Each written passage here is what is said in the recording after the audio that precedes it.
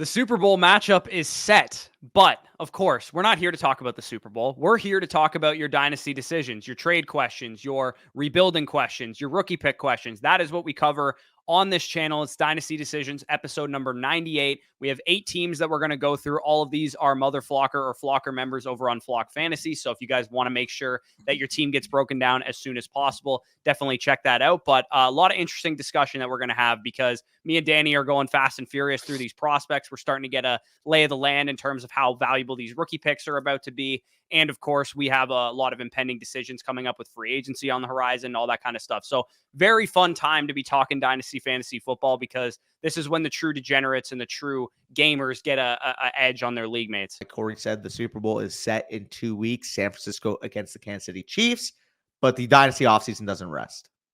Yeah, absolutely. So we're not going to waste any time. Let's get right into it.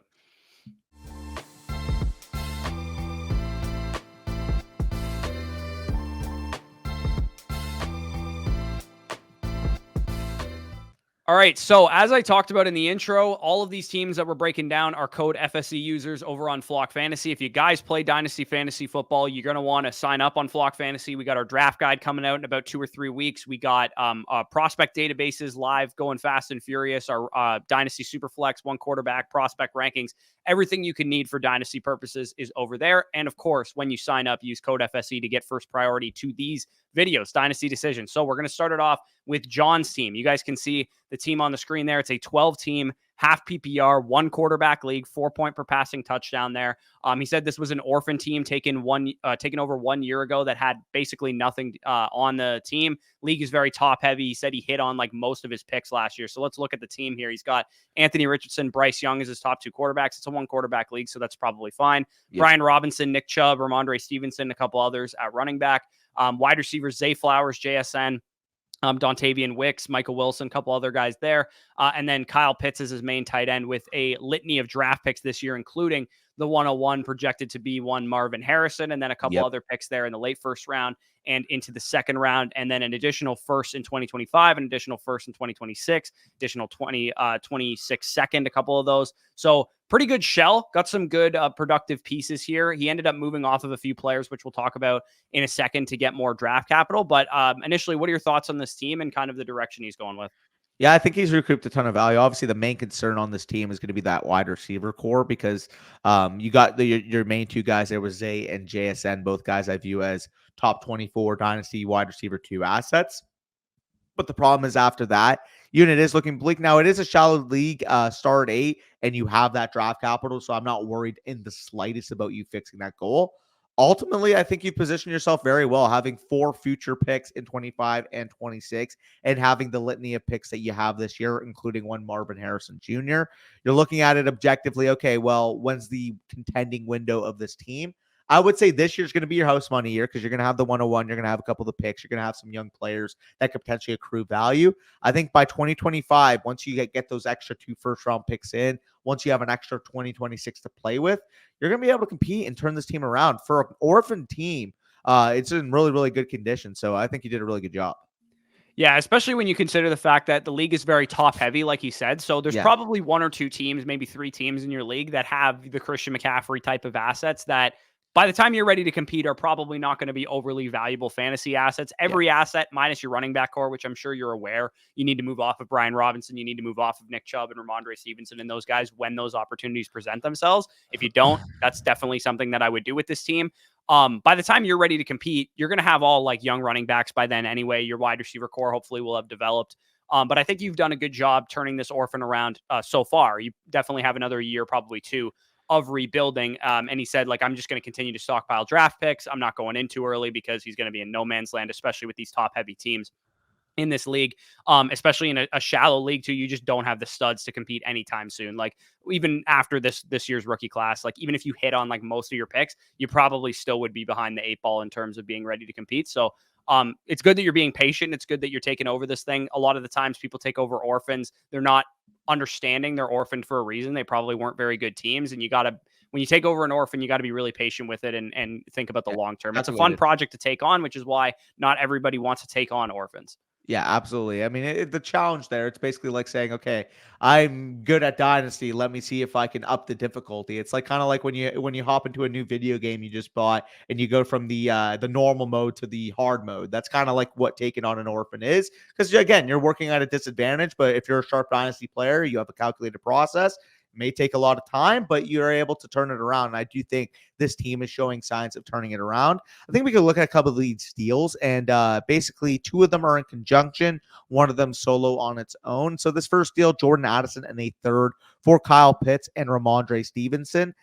In your spot, maybe keeping the young wide receiver would have been the play. However, in a start eight, trying to get the positional advantage at tight end, buying low on Kyle Pitts at this point. I think this is a pretty solid deal. Again, you're getting Ramondre Stevenson at a discount because I would say that Ramondre Stevenson easily over the third. And although I prefer Addison, I think Pitts is closer to him as an asset than the third is to Ramondre. But what are your thoughts on this? Yeah, I think I would have just probably held Addison. There's a lot Okay. of unnecessary risk that you're taking on there with Kyle Yeah. Pitts. Stevenson, I think, was a fine buy. I think because he was probably injured around this time, this was a smart decision to go after him. But yeah, I think I probably would have just held Addison. You had a young It's receiver who fair. was, by the time your team was ready to compete, was probably going to be in his prime. I probably would have just held. Yeah. No, it makes sense. Again, I think this is a pretty fair deal regardless, though. So structurally, I don't mind getting the tight end. However, I will say I'm not a big fan of this deal combined. So if we're looking at it, basically, Stephon Diggs in the fourth out. If you're combining these deals, you gave up Tank Dell and Brees Hall in exchange for Brian Robinson, Antonio Gibson, a second and third, and 2 firsts. If I'm looking at this, to be honest, that's about the going rate. Maybe not about the going rate for Brees Hall, but maybe if you took a 2 off, that would be the going rate for Brees Hall. Yeah, I mean, it sucks that you bought Stephon Diggs because Stephon Diggs, if he was a different win now wide receiver, you could have gotten a lot more for Stephon Diggs, but his value is kind of tanked. So what I definitely would not have done is sold him right away. I would have held Yeah. Stephon Diggs for a while, see kind of how his value recouped itself. You're going to have selling windows with Stephon Diggs, I would imagine, even if he's not back with Buffalo, whenever he signs with his new team potentially, or whatever the case, if he re-signs with Buffalo. There's a lot of uncertainty around Diggs right now, especially when you made this deal. So I probably wouldn't have done this the way that you did it, but Yeah. having all the draft assets that you now have, not a terrible idea. And It's also just moving off of Brees Hall, who's a running back, but even though, he's a young running back, I don't mind that idea. I just think, like Danny said, like you too you cheap. you got good assets, just not like good enough. Yeah, because I mean, if I'm combining Tank Dell and Brees Hall in terms of market value, you're probably looking at what combined there. Maybe not quite 4 ones because that would be assessing them both as 2 first round picks, but In a it's one probably quarterback start eight, man, I think that's that's probably true. about Yeah, reasonable, probably especially 4. for Brees. Man, Brees is definitely worth 2 ones in a Oh, I one agree. I quarterback agree. start eight league. In a 1 quarterback league, especially with the start date, I would actually agree. Like, so I'd probably be looking for 4 ones of that package. So if you're calculating it here, 2 ones, Brian Robinson, Antonio Gibson, second and a third, not really the bang for your buck. You would be Yeah, looking no, for. I think you just got a little bit shorted in terms of Yeah, assets. He agreed. says he's looking to move off of 107 and 111, looking to use these for a wide receiver one, potentially to accumulate more second round picks. As he believes there's a lot of value there. I would say definitely this year, especially there's a lot of value in that area. He said last year he had success getting 3 firsts for Bijan, so that's definitely good. He was able to move off of 101. And he got 3 first rounders in exchange for that. He said the owner with the 102 is interested in 101 with my roster. Should I entertain to move Yeah. back to accumulate more assets? I mean, it Gonna start depends what the 8. price is because I think there's a difference between Marvin Harrison and Malik Neighbors. If the Yeah, guy's going to give you a first next year for the difference yeah. between Marvin Harrison and Malik Neighbors, I think that's a fine move I to make. But at the same time, you kind of need a guy like Marvin Harrison for this team. If he wants to move up, it needs to be an overpay. It needs to be 102 plus a first round pick for maybe 101 plus the 204 this year. Like that's what I would be looking to do if I'm moving the pick because Or in a the 20, he has the 201, so maybe that would be like the pick yeah, that you move off of. because like in a start 8 1 quarterback dynasty league, like you need those top end 104 level in the startup value players, which is what Marvin Harrison Jr. will be. The moment he gets drafted to the NFL, the only 3 players that are probably going to be going to get ahead of him in dynasty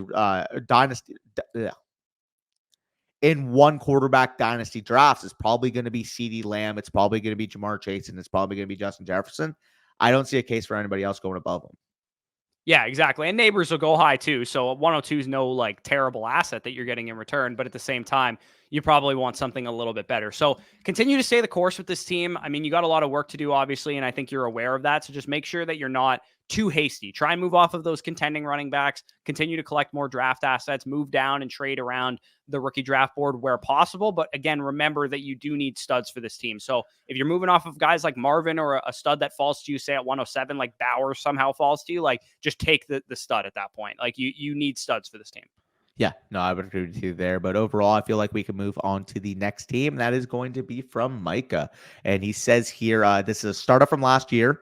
Did a lot of trading in the draft to move back and acquire picks. Me and one other guy have the first 6 picks in the draft. So he says that he obviously needs help here.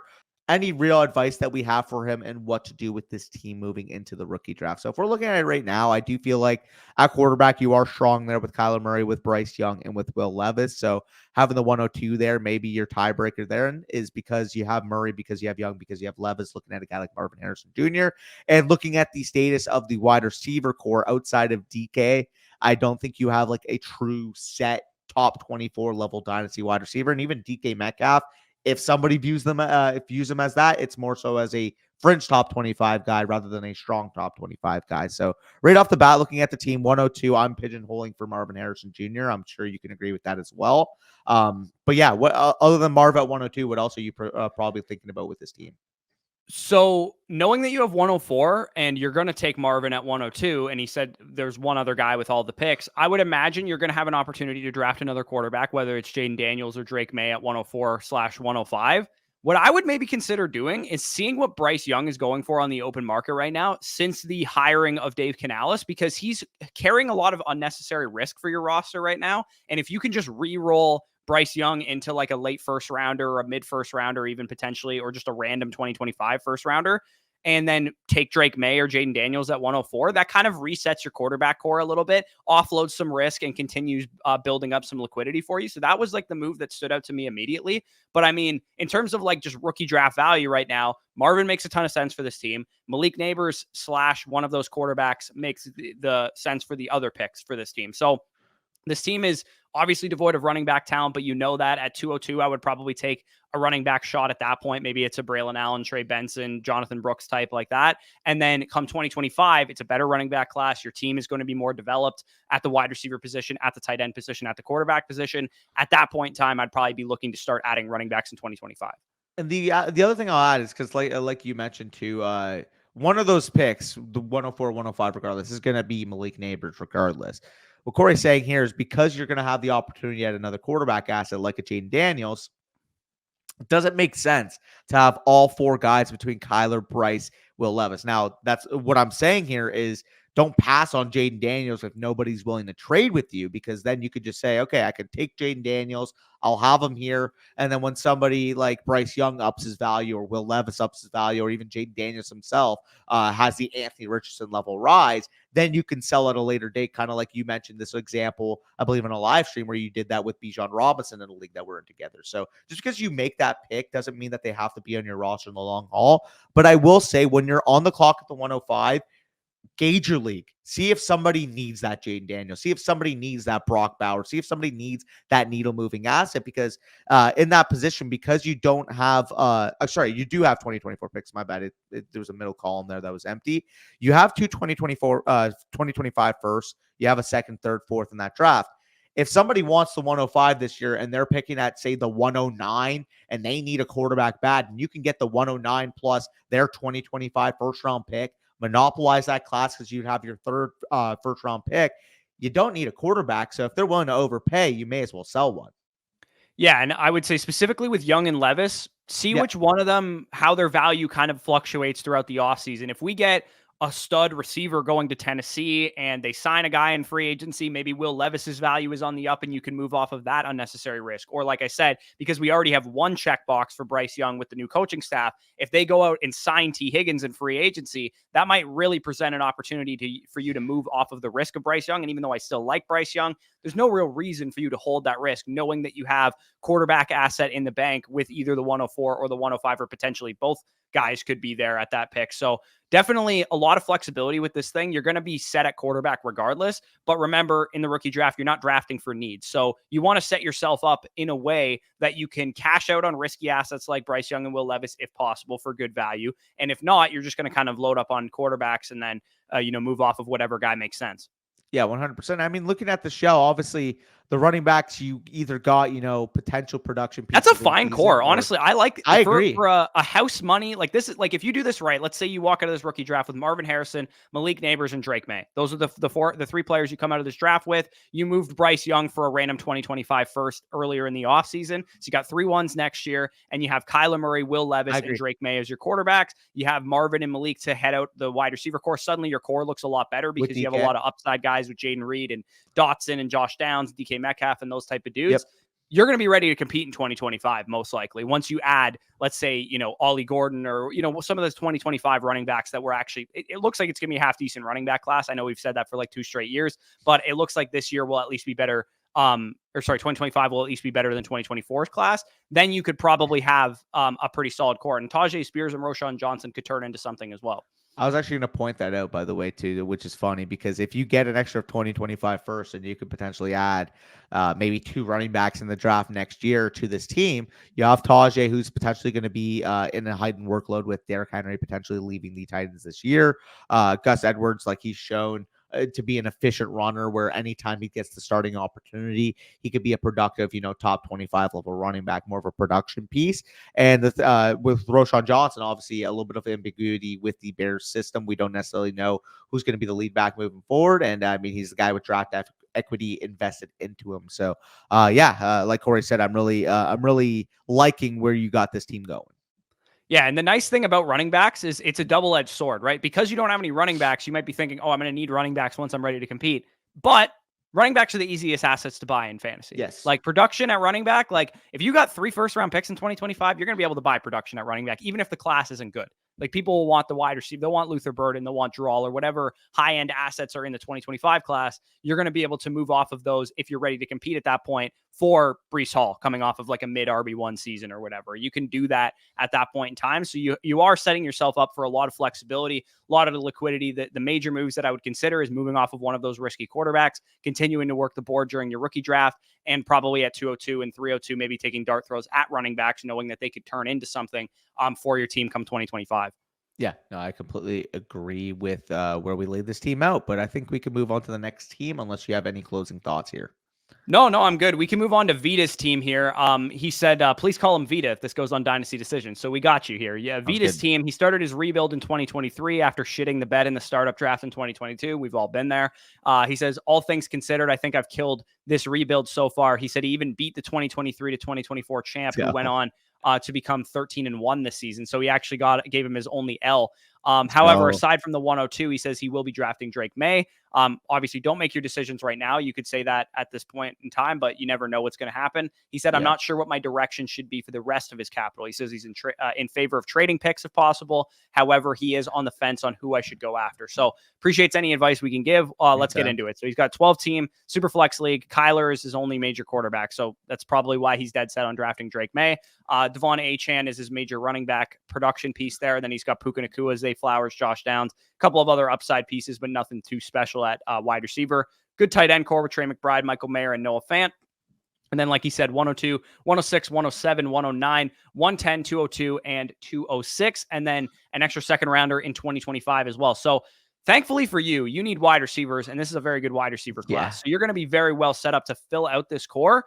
The one thing that I would maybe consider doing with this team is because you have 106 and 107, and you're already set at tight end, Brock Bowers is probably going to go with one of those 2 picks, if I had to guess. And again, we're projecting right now. There's no reason to like attach names to this player right now.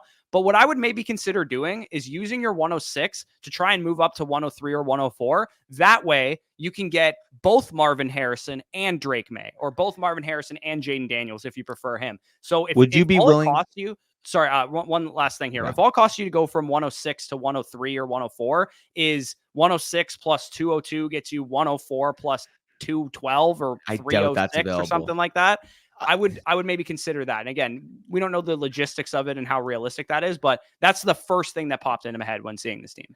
I think you're probably more so looking probably 106. Honestly, I think 106 plus 107 might actually be the cost to go pick in the top 3. And Really? You it think might, it'll be that expensive? I yeah, mean, if your league mates yeah. are sharp and like Danny's, I think you're making a wild assumption that they're going to value the top 3 assets that well, Well, because there's also plenty of people arguing that Drake May isn't even one of those guys, that Jaden Daniels belongs over him. I've seen many people argue that Romo Dunze is wide receiver 1 or 2 in this class. So I think the 106, 107 area should be relatively fluid compared to 103 and 104 in most people's leagues, in my opinion. yeah, I doubt if somebody knows they're getting Marvin Harrison Jr. that they're gonna let him go for that cheap. And maybe you talk to the guy at 103 and you give him the assumption like, hey, I want to walk out of this with Marvin and Drake May. What's the cost of 103 going to be? And then at that point, if he's like, yeah, it's going to be a lot, it's going to be 106 plus 107, then you can gauge it from there. But honestly, I mean, if it's 106 and 109, I think I would do that. Yeah, and you might even be able to get a random 210 back on top of that or Yeah, something like that, maybe. just to add another piece on your team. But I mean, we're being really micro with this at this point in time. Yeah, The bottom line is you're just going to go best player available with most of those picks. Move when you 100%. can, because you're going to be able to walk out of this draft with, let's say, a quarterback at either 102 or 106 or 107, depending on how the board falls. Because I mean, the other thing too, like if Drake May goes to the Patriots, he might be on the board at 106, man. Like people will fade him into oblivion if that happens. Um, Um, I mean, so you've got a the lot of other flex. option would You're going to be, be able to walk out of this draft with 3 or 4 really solid wide receivers, a quarterback, and maybe you take some running back dart throws at the end of the first round, early second round, and your tight end core is already set. You already have 1 quarterback to work around. You already have 1 running back to work around, and you have 2 very solid wide receivers plus some upside. So you kind of just need to add names to this team, add some more pieces to this team that are going to be valuable assets. hear me out. And I mean, the other direction you can go is seeing what the cost of 104 would be or 105, because in that instance, you can say, hey, it's not that higher than that much higher than the 106 versus the 105, 104. And in this instance, because you have McBride and Mayer, like Corey was saying, you would basically position yourself to get either Jaden Daniels or Malik Neighbors. And then you would have a side conversation here where it's like, if you think Jaden Daniels would be going 4 at your league and you can go up to the 5 spot, maybe you take Marvin at the 102 or vice versa. Sorry. If Neighbors is going at the 104 and Jane Daniels can be at the 105, maybe you trade up to 5, take Marvin at 2, or vice versa. If Neighbors going to be there at 5 because somebody at 4 loves Jane Daniels, it affects your decision at 2 because then you can take Drake May and pair him with Malik Neighbors. So basically, you're looking at opportunity bundles of either Jaden Daniels and Marvin Harrison Jr. or Drake May and Malik Neighbors. Yeah, I mean, the bottom line is examine where the people Yeah. that are picking in between you, like what their needs are. Are they going to take a quarterback? Are they going to take a wide receiver? Chat back and forth. Like some people might just outright tell you, like, I love Malik Neighbors, I'm going to take him at 104. Like they shouldn't be telling you that, but some people will. Like they might just be 100%. open. Like, I love Malik Neighbors. If he's there at 104, I'm going to take him. And then you're at a point, then you're like, okay, Neighbors, you can book him in for 104. Bowers is going to fall to you at 106, but you don't need Bowers. So you're like, hey, I'm going to take 106 and my 109 and go up to 104 or 103 and try and get one of those top quarterbacks or one of those top wide receivers. So bottom line is you got a lot of flexibility with this. We could probably break down some of the trades he made. He ended up selling T. Higgins for Zay Flowers and what eventually became the 106. That is a smash deal. You got absolutely great value on that. I think that was a good process play too. You sold T. Higgins for a first round receiver and a future first. Like that is a smart decision for sure. How would you rank these assets? I prefer Zay Flowers to T. Higgins, to be honest. I think it's probably comparable. They're in the same tier, but given his team construction and the way that his team is built, I would prefer Zay Flowers. But it's funny, in my opinion, how like I view the 106 Zay Flowers, T. Higgins kind of like on par as assets, and you got 2 of those 3 assets for only one of them. So yeah, I mean 302 for Puka Nacua before the season, buddy. This is the type of thing that turns around rebuilds pretty quickly. And then selling the 310 for Zamir White, I would suggest that you shop Zamir White, especially if we get some news that like Josh Jacobs is going to hit the open market or something like that. You might be able to net a future second for Zamir White. That's probably what I would be looking for in a trade. Somebody might give you a 2025 second just because they need running back talent and they're focused on next season already. So that would be the thing that would stand out based on the trades that you've made so far. That might be an exploitable move you can do. Yeah, no, I agree. But either way, you crush the trades. The team's looking really good, and you're well positioned for your rookie draft. I think we can move on to the next team. Yeah, let's move on to Juanye's team here. It's a 12-team PPR, 4-point per passing touchdown, 1 quarterback league. He just has Justin Fields listed here. I'm assuming that's like the only quarterback of note. Bijan Robinson, Tajay Spears, David Montgomery, Zach Charbonnet, Roshan Johnson, pretty solid running back core. He's got Olave, JSN, Drake London, DJ Moore, Tank Dell, Kyle Pitts, David Njoku, Michael Mayer, and a boatload of picks here with 104, 105, 107, 201, 203, 204, 205, etc. Number of first rounders in 2025 as well, including one potentially early to mid, and then also a couple extra seconds in 2025. So, I mean, it's pretty safe to say that this looks like a house money team to me. You got a very young team. You got a team that probably could compete if things broke right. Let's say Tajay Spears is the lead back for the Titans. JSN takes a step forward. You know kind of what house money means at this point. I know Wanye's been following the channel for a while. Yeah. And you got all these picks in the bank to be able to continue to build this thing. You're going to be at a point pretty soon where you're either drafting good rookie values or you're trying to sell players for studs. And sorry, my reaction there, I'm just looking at some of these deals and I thought, okay, maybe it's a super flex league, which is maybe some of the tax that got added here, but we'll go back to the team in a second. I just want to point out some of these trades. So the first one, we'll go in chronological order because I feel like they were all sharp moves. David Njoku, Treylon Burks, and I'm assuming a very early 2025 first because he has listed here as the 101 or the 102. I'm assuming the guy's pick you picked up here is probably his team is just decimated. Maybe it's an orphan team. I don't know what the case is, but why is he trading for Mark Andrews is the first question that I would have. But and Rashad Bateman, like, okay. Yeah. To downgrade his pick from the 101, 102 to the mid-late first. Yeah, you crushed that deal at 10/27. What would that be? October 27th? October 27th. Yeah, you sold this guy, a casual Ravens fan probably, who bought Andrews and Bateman, and you got his 2025 first. So definitely a great move on your part. Look at this deal. I mean, this. What's up? Sorry, I thought you were going on to the next deal because the next deal, like I was trying to process in my brain. Okay, that is Marvin Harrison Jr., by the way, 24-101. Remember that. Yeah, so he sells the 101, which it doesn't matter what's going to happen in the draft. It's going to be Marvin most likely.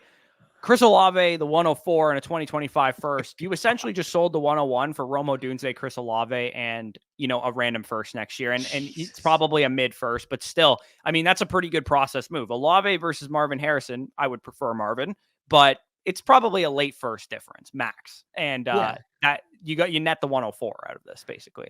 Yeah, I was going to say, like, maybe Olave in the first, or if you're really gutty and maybe the entire league is not a Rome Odunze fan, maybe Olave in 104. But the fact, either way you slice, you got an extra first of value here, so love that.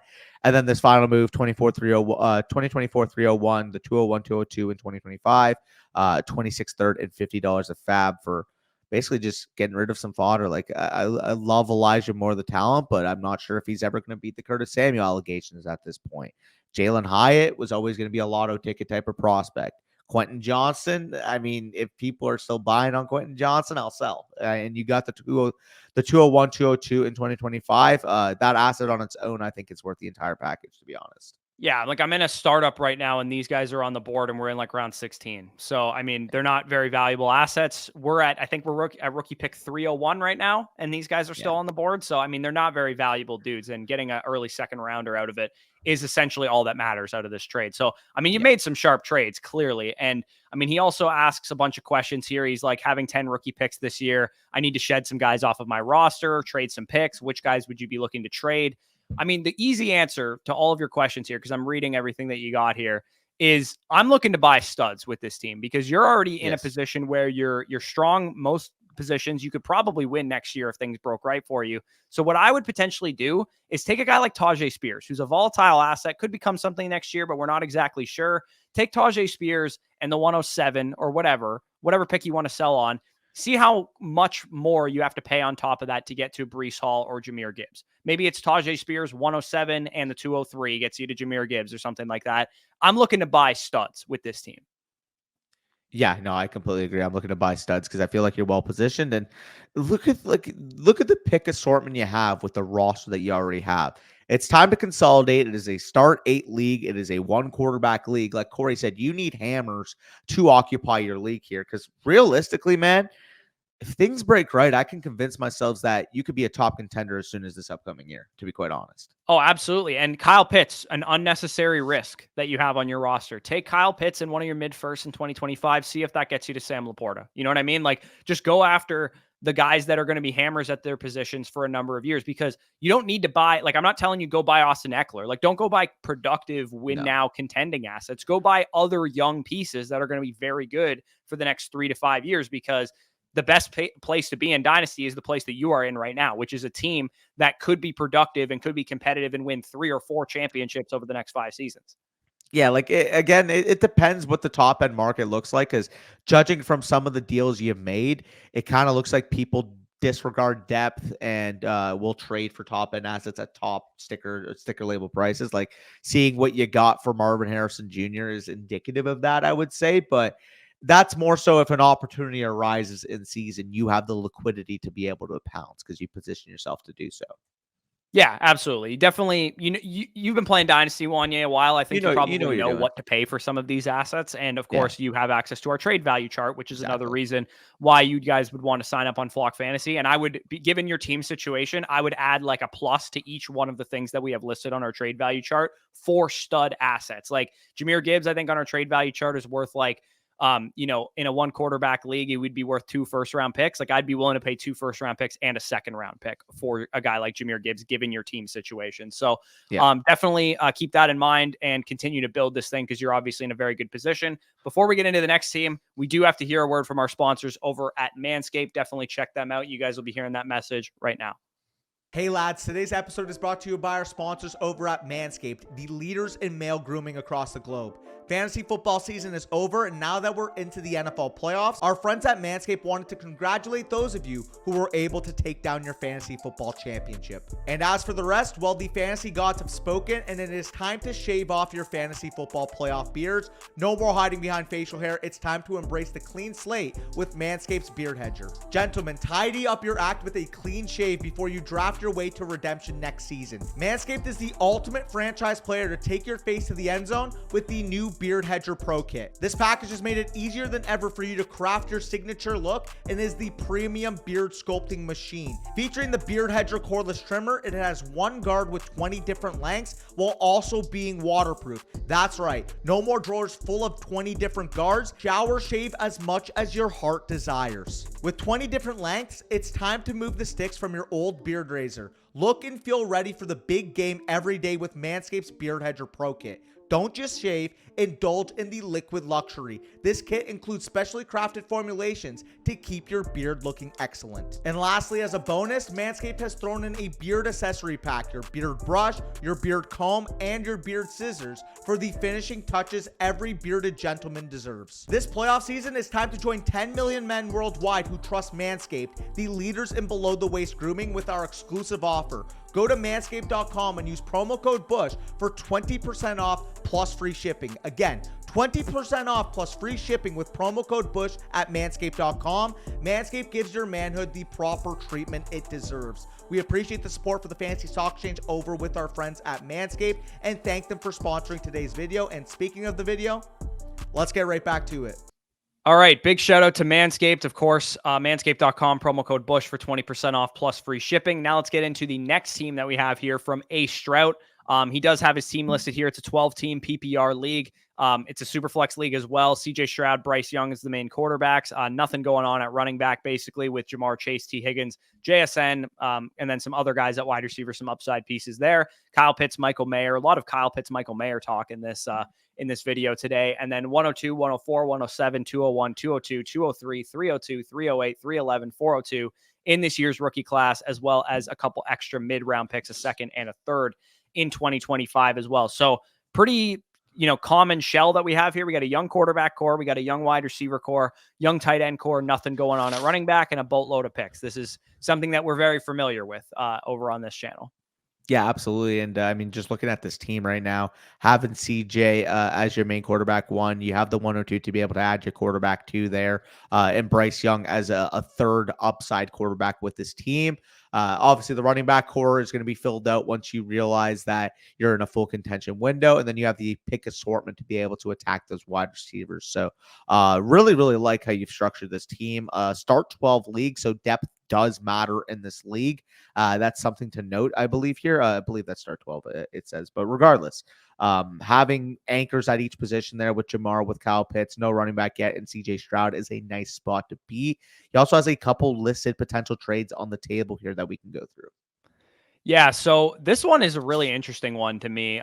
He basically says, like, what do I Yeah. do with these trade offers? And also, he thinks this team is probably a house money team once he makes all of his draft picks and adds all Yep. those rookies to his team. I think that's probably a decent evaluation. He does Yep. say, like, oh, should I buy like aging running backs if the team turns itself around by the time the season starts? I would say probably not. You only want to do that maybe in season once you get out to like a good start. If you're like 3-0 or 4-1 at like week 5, maybe that's when you would buy like this year's Raheem Mostert or something like that. But anyways, these trades that are on the table right now, he has Jamar Chase in the 104, or his assets here. It is a super flex league, so 104, pretty valuable asset. He would receive then 101 Tua Tagovailoa, Jahan Dotson at 206. This ain't enough for me. Tua doesn't No. move the needle enough. If this was like Kyler Murray 101, Jahan Dotson at 206, that's probably a different conversation. But like the best asset in this deal is 101. Not far behind that is probably Jamar Chase. And then 104 is not far behind Chase. So you're giving up two of the best three assets in this deal. And there's a significant drop off to the next best asset, which is Tua. Yeah, so we're looking Caleb versus Jamar Chase.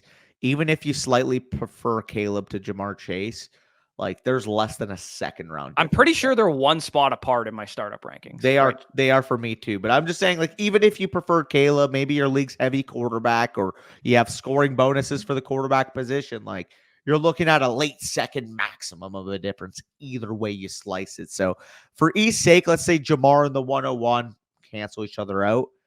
I'm not paying the 104 for Tua Tagovailoa plus here. Like, I'm not doing it. I'm not doing it. Like, I don't know if Miami's going to re-sign him. He doesn't have that tether of a long-term deal. Like, is he going to be the next Jared Goff? And again, I'm not saying that derogatory in terms of can he be a good quarterback at a different team. I'm more so saying we saw Jared Goff's market value diminished tremendously when he got traded from the Rams to the Lions. Once the original team moves on from their quarterback, said quarterback instantly loses market value. That's just what happens. And I'm not exactly sure at this point if Tua is the committed long-term future for the Miami Dolphins. Again, maybe this is speculation. Maybe you're a Dolphins fan saying, okay, well, like, what's he talking about here? I think there's legitimate pause. Like, if an opportunity arises where Mike McDaniel can get his Matthew Stafford, I don't think it's out of the range of outcomes here.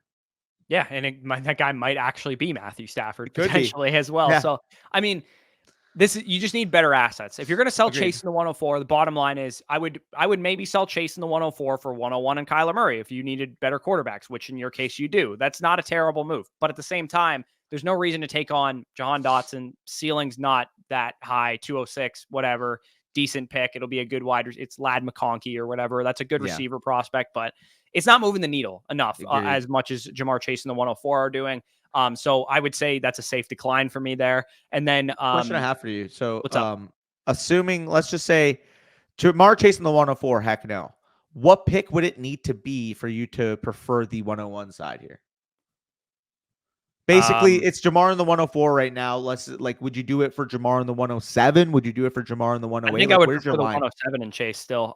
You don't have the 109 or the 110 or 111. That's Just probably about hypothetically. the range. The 201, I guess, is the logical answer given the picks that you actually possess. Yeah. No, I would just I kind of doubt the other guy would do that because he probably wants agreed. Chase plus an opportunity to get another quarterback because he's selling two quarterbacks in 101 and Tua Tagovailoa. So not a good deal. Probably not going to work for either side. 102, 107, Too 201, a much. second that's late in 2025, and Demario Douglas in exchange for Joe Burrow in the 303. So in this case, you'd be buying an elite quarterback, buying an elite asset. Feels too 102, much.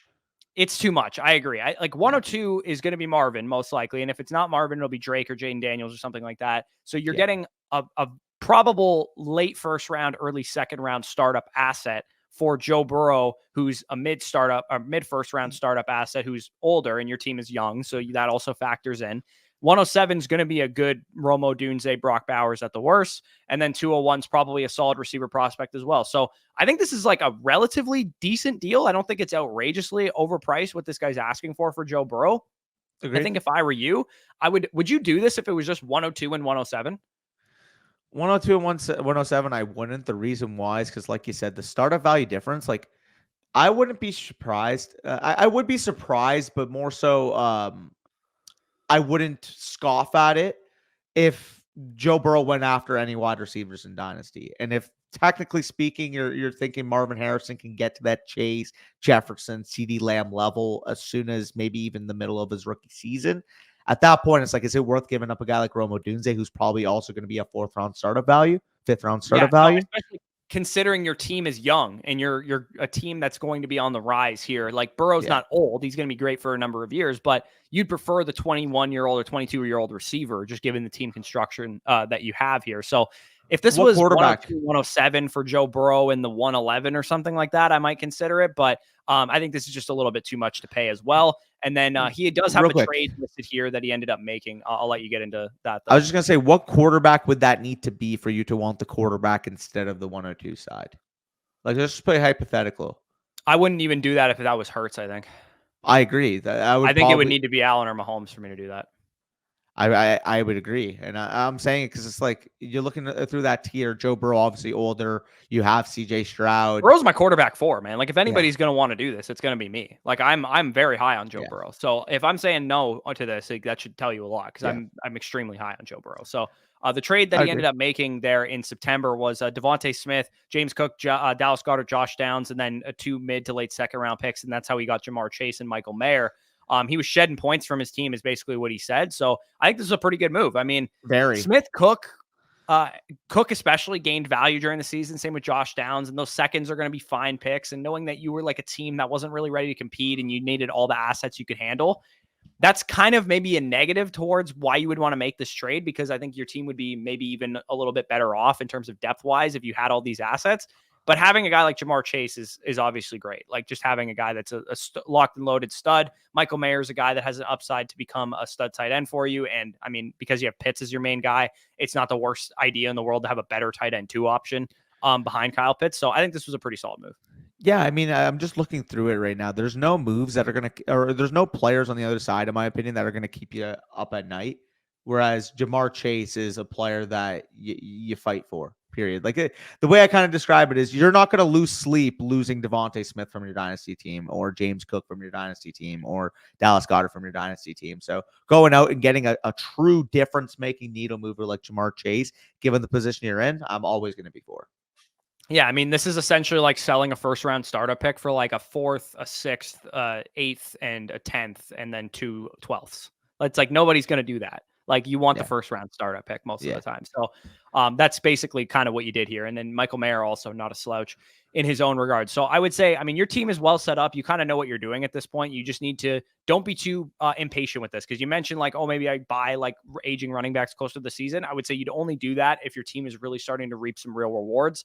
And I would wait till in season to actually do that, not before the season. I would want to see kind of how my team is progressing during the actual time that they're needing to score fantasy points. So definitely be patient with that one, Astrout. We can move on to AJ's team here. He got very lucky here, he says, with some shots on Pua and Tank Dell. So now he has a very deep wide receiver core. He made a trade with involving Cooper Kupp, so that obviously backfired, and now he'll probably be stuck with him unless he tries to move off of him for like an old crusty running back. He says, what should I look to do? Obviously in need of running back help. This is a 1 quarterback, no super flex. So Allen, main quarterback there. It sucks that it's not a super flex because Allen and Stroud are obviously 2 of the top 4 quarterbacks in Dynasty right now. Bijan, Tony Pollard is the main running backs there with some other guys in the wings. CeeDee Lamb, Diggs, Kupp, Smith, Garrett Wilson, Drake London, Calvin Ridley, Nakua, Tank Dell. Absurd wide receiver core there. TJ Hawkinson as your main tight end. Of course, he's coming off a torn ACL, so that's not ideal for a team that I would definitely classify as a competitive one. And then he doesn't have any of his picks in 2024 and 2025, at least in the first round. And then his second rounder is missing as well in 2025. So pretty clear that this is a contending team. And like you said, he's probably stuck with a guy like Cooper Kupp. But what are your thoughts on this? Are you just running this back to next year and kind of seeing what happens? Or are you trying to make some moves here? Yeah, I mean, I'm pretty much running it back. If I'm looking at needle movers at every single spot here, you got the quarterback one in Dynasty, in my opinion, especially in a one quarterback league with Josh Allen. The reason why I say especially in a one quarterback is in Superflex, if somebody wants to argue, okay, I just want to enjoy Mahomes throughout his career, I'm not going to argue against it. But on a one quarterback, it's objective that Josh Allen produces more fantasy points and production over liquidity in a one quarterback league versus Superflex. So Josh Allen, quarterback one there. Bijan Robinson, still my running back one. If somebody's even negative on him, pessimistic on him, top 4 overall running back in Dynasty. Yeah, with and ease. AJ's a Falcons fan too, so I'm sure he Yeah. loves him. So Bijan. The move that stands out to me real quick on this team is because you're so deep at wide receiver, and because you have a couple guys that are on the upswing right now, particularly Puka Nacua and probably Smith. Tank Dell as well. I would maybe consider trying to fortify a different position group of yours using the liquidity that you built up. Like you said, you just got lucky on those guys when you drafted them. Puka Nacua wasn't supposed to be good for your team. If you could sell Puka Nacua hypothetically and TJ Hawkinson and net Jahmyr Gibbs and Sam Laporta or something, gets you stronger at running back and at tight end, and you're also offloading a receiver that, yes, you could use Puka Nacua, but he's on the upswing right now. We don't know if he's ever going to have a season like that again. It's pretty remarkable what he did as a rookie. So you never want to sell a player like that.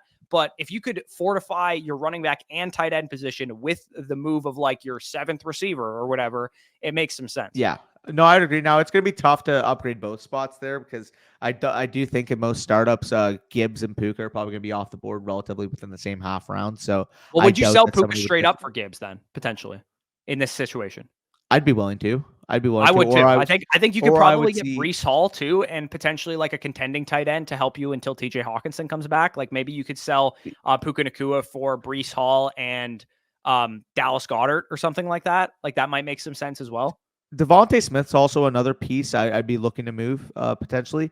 Now, the question I have here, let's just say somebody's weak at wide receiver, maybe has 3 running backs that they're confident in. Do you think that they'd be willing to take something of like Smith, Diggs in the 211 for a guy like Jahmyr Gibbs, for a guy like Breece Hall? Do you think that's attainable?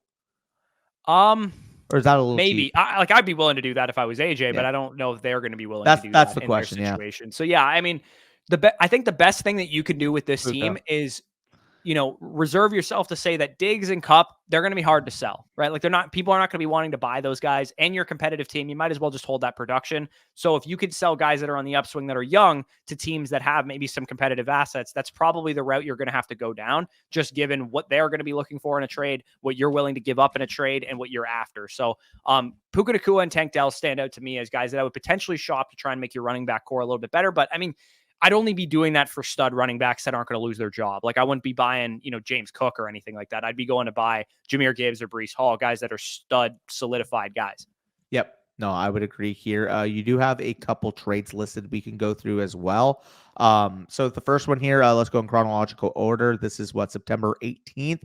You're able to get Cooper Kupp, AJ Dillon in the 402 in exchange for Deontay, Jalen Hyatt in the 20. I mean, he said he regretted this trade. I don't think that's that bad. It's not that bad. It's like you made a play to go to contend. Obviously, Cooper Kupp got hurt, so like you can't really control that. That's just the risk. Sometimes you can contend. You're buying points, and sometimes when they're not producing points, you feel like you regret the deal. Yeah, exactly. And if Kupp produces points next year because he's healthy or whatever, then you're probably going to look back on that deal and be like, yeah, it was fine. So don't hate that. Obviously, you bought the wrong contending asset, but at the same time, that was probably fine process. Michael Mayer, a late first in 2026. So he also sold his 2026 first by the looks of it as well. TJ Hawkinson, the 411 and a 2025 third is what he received there. So, I mean, before Hawkinson's injury, I would say you probably won this deal because Mayer has it. Like I like Mayer, but he hasn't done anything yet. And then a late 2026 first, he's worth more than that. I don't know if this is a tight end premium or not. I don't think it is, but Hawkinson is still a very good asset. So this deal's probably about neutral in my opinion. Yeah. Especially in a one quarterback league, devalued late first round. So I'm not as worried. 312 versus a 2025 third mid. Who cares? Like, cool. You downgraded from the 312 in 2024 to the 2025 306. Big fucking deal. It's not it doesn't matter at the end of the day. It's not consequential.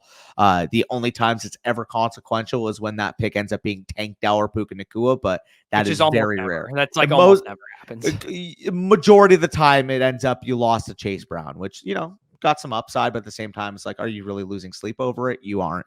But we can move on to this next deal because I think you just fleece this guy. One quarterback league. I don't know how Baker Mayfield's getting a second round pick, much less a 2024 to 11. Yeah, that's pretty crazy that you got Baker for that. So good move for you. You recoup some draft capital. I would, Yep. again, looking at your team, you're well set up to compete again. My only move that I would suggest is potentially trying to get a stud superstar running back only using some of your wide receiver depth. I would not buy a random running back, but only a superstar like Jahmyr Gibbs or Breece Hall. Hopefully they're sitting on a team where the guy needs young wide receivers or something like that, and it'll work out for you that way. Yep. No, I fully agree. But with that being said, I feel like we can move on to the final team here, team number 7, and that's from Corey Vann. And the main question is just what should I be looking to do in this 2024 rookie draft? So, team here, 1 quarterback league, start 10 league, 4 flexes, 2 wide receiver spots, 2 running backs, a quarterback, and a tight end. He has Tua Tagovailoa, Matthew Stafford, Hendon Hooker at quarterback, Algier, Achane, Hunt, Evans, etc. there at running back. Zay Flowers, Tank Dell, and the other names there at wide receiver. Dalton Kincaid at tight end. He's got the 109 this year, the 205, the 308, the 509, and the 510. 2 seconds without his 2025 first, but also 226 first-round picks. So overall, I'll get your thoughts on the team, and then we can also look at the trade he made. Yeah, this team's in rough shape, man. I'm not going to lie. You don't have a needle moving quarterback. It's a 1 quarterback league, but it still matters. Running back, you got Achane and pretty much nothing else. Wide receivers, Tank Dell and Zay Flowers are your studs. I mean, they're fine. They're good. Yeah. But I would like them to be my wide receiver 3 and 4 on a competitive team, not a wide receiver 1 and 2. And you got nobody pretty much after them that's worth really anything. And then Kincaid's a fine tight end to build around. Ingram and Dulcich is good depth, but this is a rough team, man. I'm not going to lie. This is going to be a challenging rebuild. You don't have your 2025 first in addition to this. And you have the 109 this year. So this is the type of team that looks like you maybe tried to go all in. You didn't get the result that you were looking for. And now you're kind of stuck in limbo. So my advice for this team, your question was just, what should I do in the rookie draft? I mean, 109 and 205 are going to be primo position to get like an Adonai Mitchell, Xavier Worthy, something like that with the 109. 205, you grab, some other wide receiver upside prospect, or you grab a upside swing on Bucky Irving or something like that. But my holistic... Can you get your first back? Yeah, my holistic take on this team is I'm tearing this thing down. Yeah, because I mean, you did a week ago. You gave up your first round pick for the 208, the 312, 25 first for Pierce, the 205, and the 26 first. Why this, in my opinion, isn't the right deal to go here, to put it nicely, is that the 205, 208, negligible difference. Alec Pierce probably worth a 3rd round pick. But prolonging your first from 25 to 26, not to mention you have listed here as a mid first. I'm not going to lie. If I was owning this team, that 25 first would be the 101. Like, I would tear this thing down to the bone. Like, we're talking about any pieces that net me value. I'm selling, and I'm getting that 2025 101. I mean, it could work out for you. Maybe the 26 first is from a team that is closer to early than mid. But if that's a legitimate, like, 106, 107 team, losing the ability to tank my pick this upcoming year to the 101 and prolonging another year of buy-ins is the main loss of value here. Not necessarily that you lost out in terms of, Pierce is worse than the 312 or the 205 is worse than the 208. No, it's losing the affordability. It's losing the time essence of putting that 25 pick to 2026 and also not being able to control your direction this upcoming year.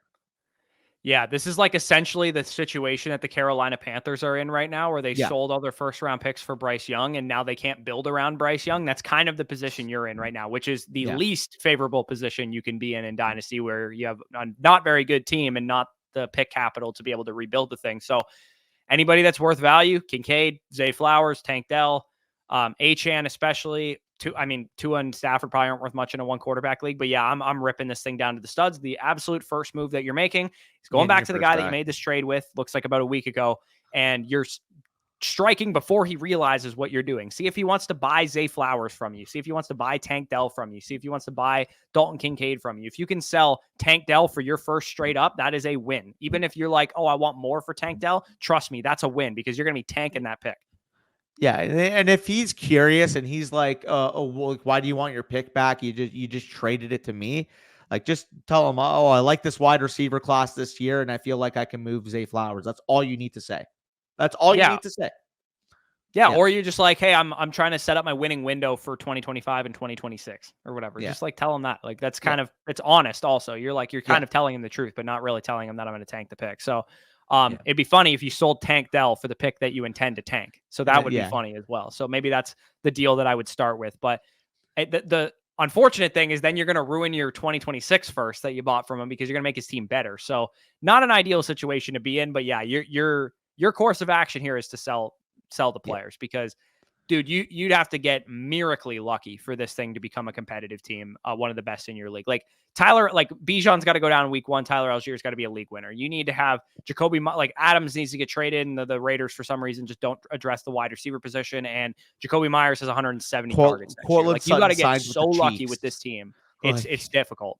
Yeah, like Cortland Sutton signs with the Chiefs or a high-end passing team and becomes like a mid-end wide receiver too because he catches 13 touchdowns. Like you need a lot to break right. Yeah, this is a team that like you go buy a Powerball ticket if you win a championship with this thing. Like you need to get some work done for this one for sure. So yeah, anybody that's worth anything, Achane, Flowers, Tank Dell, Jacoby Myers, Dalton Kincaid, Cortland Sutton, Tua Tagovailoa, whatever, they're off my team. Punt the picks to 2025, punt the picks to 2026 if people are not willing to give up 2024 picks because they now understand who's in the class and how good the class is and that kind of thing.